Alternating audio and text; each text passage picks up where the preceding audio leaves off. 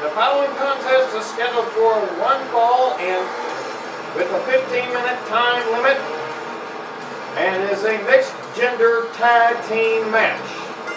First making his way to the ring, representing the Diabolicals, this is Sadist. Alright, the Sadist making his way to the ring. But and I don't mean to take away from this match, and I'd rather talk about it right now while they're walking to the ring, instead of talking about while the match is going on. What do you make of Rui Thibodeau? It makes perfect sense. For the first time that I've known him in the years that I've known that man, he actually made sense tonight. He's very right. The Taylor family gets treated too well around here. He gets treated too good around here, and it's about damn time that somebody lets people hear it. I just thought it would come from, somebody else on the hillside, but even the good guys are even saying it now. Even the fan favorites are saying it now. So hey, his tag team partner from parts unknown, Golgotha. All right, but do you think that Johnny Reb's going to do anything with it? Probably not. Probably just going to let Preston Taylor wrestle it, battle for the belts, or not battle for the belts, but come and take it. Nothing's going to change. And their opponents first, representing the Trailblazers from Amarillo, Texas, Lance Layton. Probably nothing's going to be done with it. NCW, like Thibodeau was saying, is, just interested in their almighty dollars. They're just going to do whatever they want, despite the fact that we have rankings in Lone Star Wrestling, and just like they do in any other wrestling organization. Too bad we don't own the rights to those championship titles, except for the Texas. And his tag team partner from Maypearl, Texas, Darlene. Well, what's interesting here is that Rui Thibodeau is the Texas champion, and is also the #1 contender for the world title. So you can kind of understand where Thibodeau is coming from. I fully get that. I fully understand that. So I understand Thibodeau's point of view. I just believe that he handled it in much the wrong way. And he's lucky he did not get fired in how he handles. You're absolutely right, Violator. That is where Hulkamania actually started. Hulkamania actually started in the AWA, not in the WWF.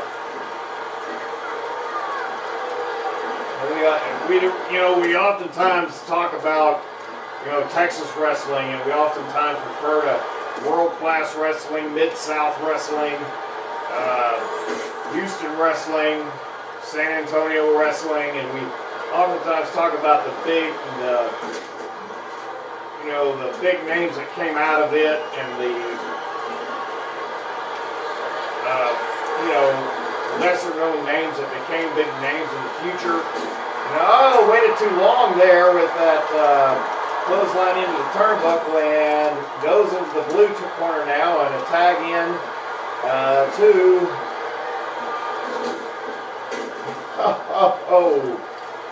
want to say, let's go over to your partner there, and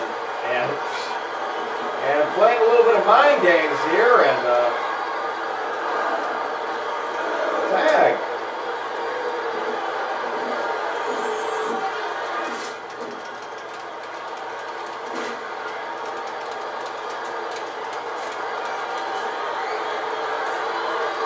And look at that! Taunting a little bit. Show off. Layton showing off a little bit. Oh!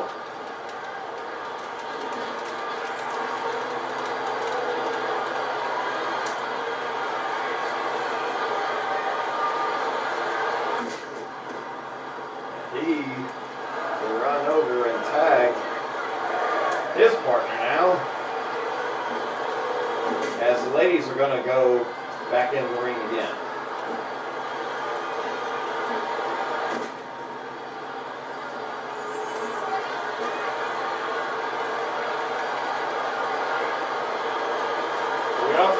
Like I said, we oftentimes talk about the good wrestlers in Texas, but you know, there were some good wrestlers that came out of Minnesota as well.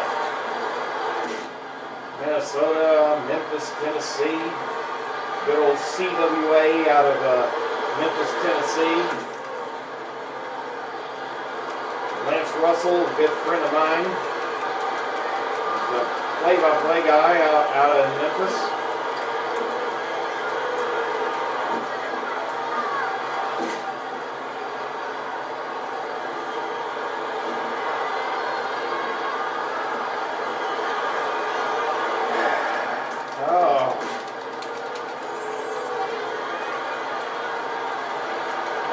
Whip, and she tags and actually puts Golgotha in a good position there. Tag out to Sadist, and so Sadist and Layton will be back in the ring again. Luthez, press, punch, punch, punch, punch. And these outdoor matches are fun. They're a nice change of pace, but I will say one thing about outdoor matches is that the fact that the roar of the crowd you don't hear as well, and so it does affect the way good and bad wrestlers, good guy and bad guy wrestlers react, and it also does affect the way even announcers announce. Alright, well, and now look at this, he's like spanking his butt. And doing push-ups on Sadist. Sadist really struggling with this match. This is something that you usually do not see. Sadist is a brawler in most cases.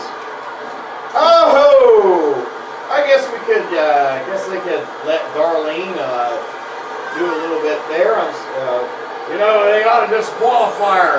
If a man can't hit a woman shouldn't be allowed to hit a man. Be careful, you may get called on by the Me Too movement for saying something like that. Well, it's true. A man should not hit a woman. I agree with that. That's cowardly, but, you know, how many women hit men and they can get away with it? For some reason, women can get away with men. They want to be the stronger sex. They want to say we're as strong as men are, but then whenever they do stuff like that, they use the excuse that we're the weaker sex and we can hit a man. Where is this coming from, Violator? Isn't it the truth? Yeah, I would say it's the truth. I would say it's the truth. And oh, look at what's happened there. And somebody is going to get counted out.